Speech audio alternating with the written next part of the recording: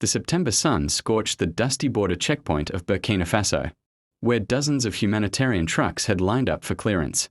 For years, convoys bearing the emblem of the Red Cross passed without inspection, protected by international agreements and diplomatic immunity.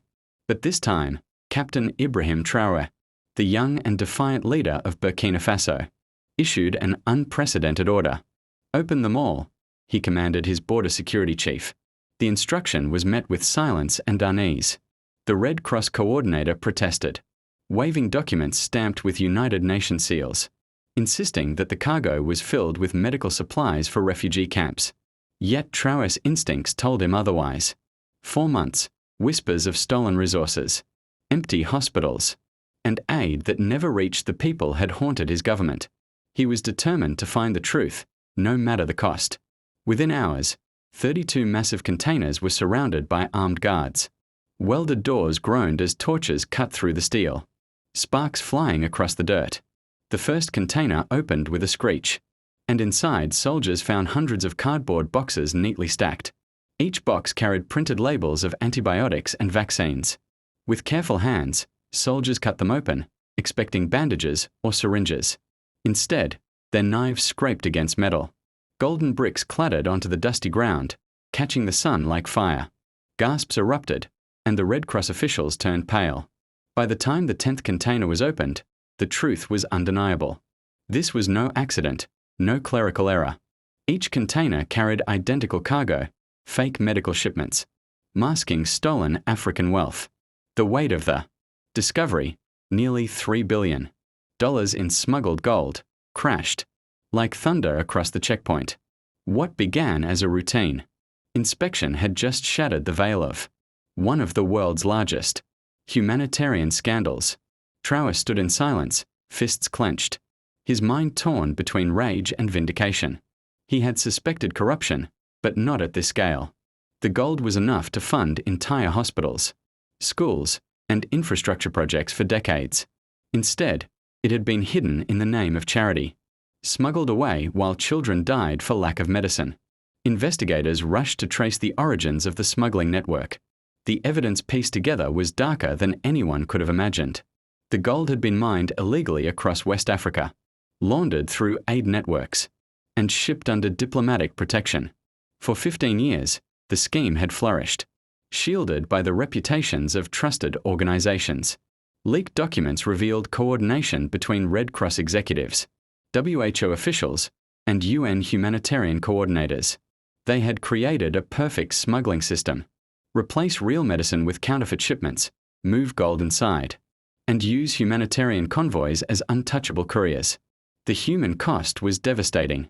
Reports indicated that life-saving drugs never reached hospitals. Children died of infections that could have been treated with simple antibiotics.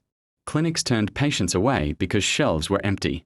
Villages saw cholera outbreaks rage unchecked because promised vaccines never arrived. In total, more than 50,000 preventable deaths were linked to this shadow economy. The scandal was not just theft, it was mass betrayal. The masterminds of the scheme hid behind the cloak of diplomatic immunity. Aid trucks were rarely searched. International workers were exempt from scrutiny. The world saw them as saviors, not thieves. A whistleblower from Geneva revealed chilling details.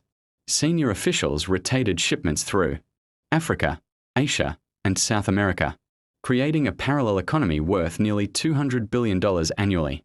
The gold was melted, sold through European refineries, and reinvested in offshore accounts. Every step was hidden under the banner of humanitarianism.